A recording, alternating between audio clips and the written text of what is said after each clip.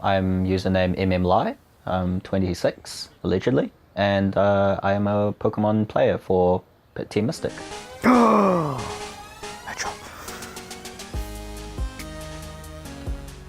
My day-to-day job, I try to be the very best like no one ever was.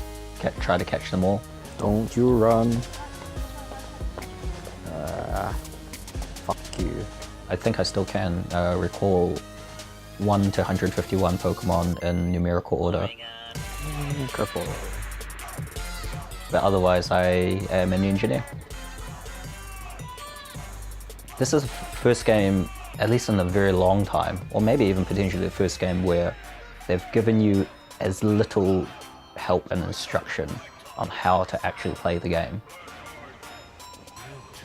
This is the first touchscreen game I've actually ever really gotten enthusiastic about.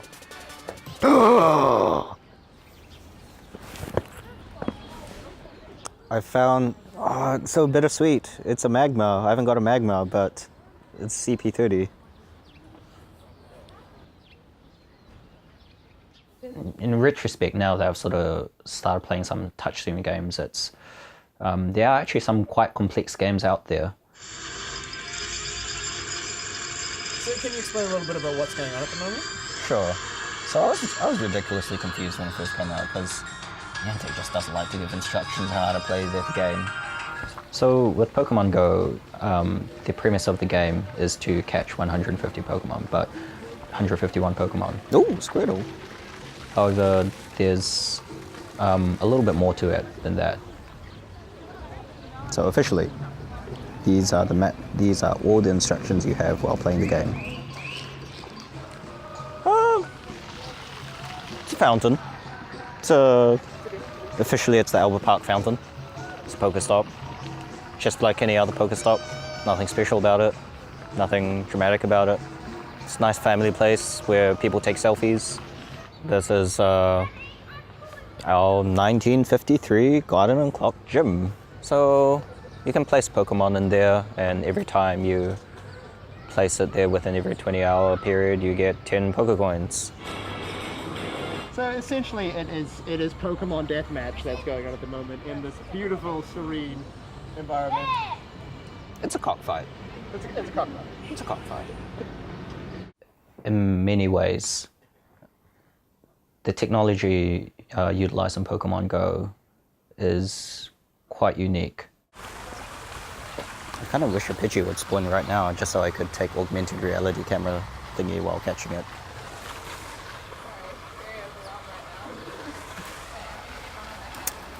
It actually forces a lot of players to essentially leave their living rooms, leave their bedrooms, go out into the real world, either interact with other real life people, if not, then actually interact with other real life landmarks.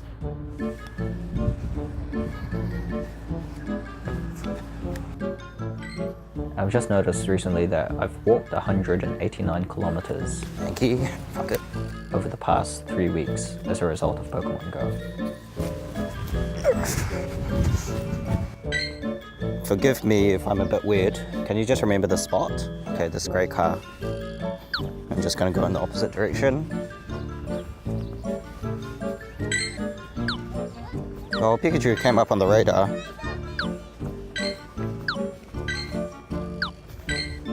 And so I'm just going through an algorithm to be able to hunt for the Pikachu, so just be careful of cars. Well, I should be saying that about myself. I think for the most part, at least in my experience, people generally pretty respectful of people's properties. Because you've got like a radius of like 20 meters around you, chances are you can just go onto the edge and don't actually have to go into someone's property to catch your Pokemon. You still remember where that grey car was? Cool.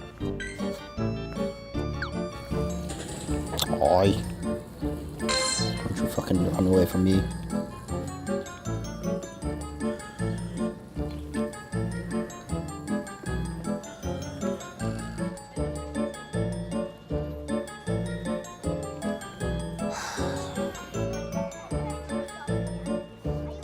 Pikachu died. Pikachu died. Oh no. How did Pikachu die? No idea. Don't care. Fuck's sake.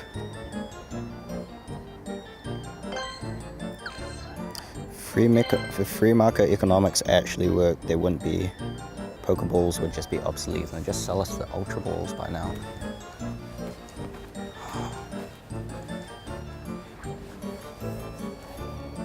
Previously, before Pokemon Go, and I'm not even talking in a gaming context, I think at least in New Zealand, or at least in Auckland, people have become a lot more insular.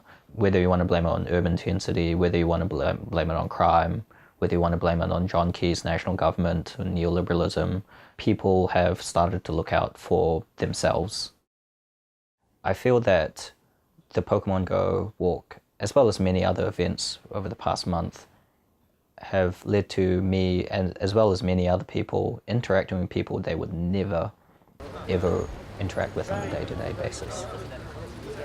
For many of us within the 20-year-old demographic, university was perhaps the last time where you actually got to mix and mingle with many other sort of demographics other than your own. Obviously, not all of us actually took advantage of that. You see Hillary Clinton get up there and people have, decried her shameless use of... I don't know who created Pokemon Go, but I'm trying to figure out how we get them to have Pokemon go to the polls. With politics, primarily a lot of people at the end of the day want you to go vote. And that means you have to physically stand in a line and move somewhere. And that's what, the Democratic Organizing Committee have actually said, that they're going to set up lures at where people are going to be registering to vote. I feel that Pokemon Go runs counter to the neoliberal ideology of looking out for one first and bringing back that sense of community, thinking about taking down the next gym together, or informing everyone else about where the rare Pokemons are. You know, get them, bro. I'm catching a Caterpie. Okay. Oh, get rid of that Caterpie, Okay, get rid mate. of it, get rid of it. Get that magma. Where the fuck? There's no magma. Yeah. Yeah. What? Look, mate. Oh. It's there. I wouldn't lie to you. I just had a really bad experience coming back from Australia, where someone told me there was a Kangaskhan nest. Took a 2-hour train ride there to Melton City. Turned out to be a Rhyhorn nest. Oh, no. Do you guys know any good nest locations? Down by the waterfront, it's always good. I wanna be the very best, like no one ever was. It really is actually a little bit like fishing. It's all like, you can't go to Waitemata Harbour just to catch salmon. You gotta, go into the middle of the Marlborough Ranges and take a helicopter to some of the really pristine sort of locations where sometimes you need to climb Mount Eden to catch a cubone or drowsy. Whenever someone logs in with their Pokemon account and contacts the server, their GPS location will be sent to the server, and the server will send back a signal, and within X hundred meters there will be several Pokemon that might spawn.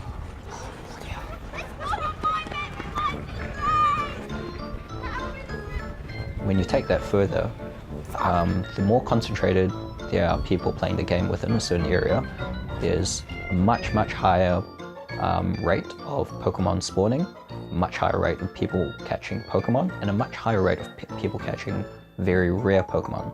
So people are almost incentivized to come together as a group, even people who wouldn't even know each other. Vulpix.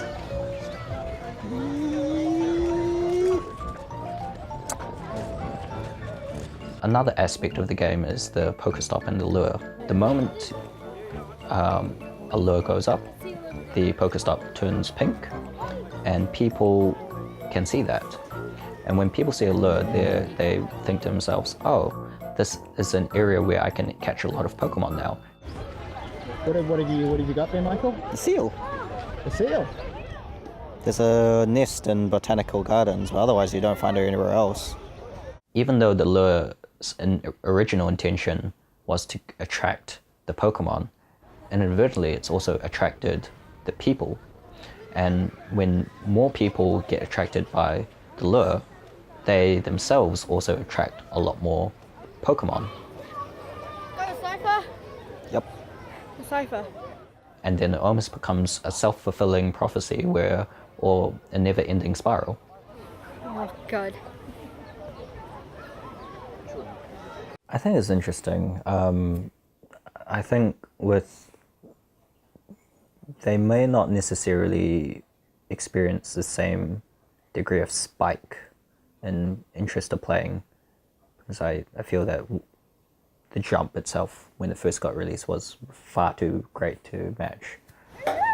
You got like about 20 odd Pokemon left to evolve, 20 Pokemon left to collect. You've got to give credit to the Pokemon brand itself for inspiring a lot of people to rediscover their roots and the nostalgia. It's a lot of hard work, it's a lot of farming, going places that wouldn't otherwise probably go just to catch them all, I guess. Despite me living underneath a rock, being obsessed with my career, my day job, with clients, with study, Pokemon Go can just still permeate through the rock. Over half of them I could probably evolve if I just get enough candy, catch enough of them. The other ones I actually have to try find the nest or just rely on the luck of the universe. And I'm actually glad that, if it wasn't for Pokemon, I'd never discover this universe or this, well of untapped community. But, it's life. If things came too easy, then it wouldn't be too fun to play. I suppose that's part of their strategy, is to keep stringing people along until Johto gets released.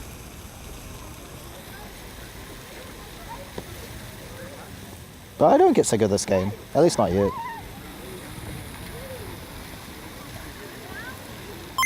Pika Pika!